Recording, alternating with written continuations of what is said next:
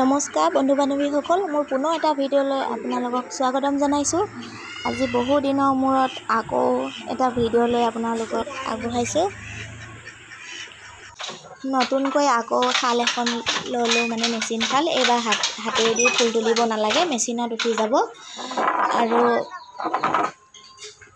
নতুনকৈ কাপোৰ যদি লগোৱা হৈছে বাৰু 25 যোৰামান হ'ব। আপোনালোকে যদি কোনোবাই কিনিব বিচাৰে মোৰ পৰা ল'ব পাৰিব। আৰু মোৰ কাপোৰ কেইযোৰ কেনেকুৱা লাগিছে কমেণ্ট কৰি জনাব।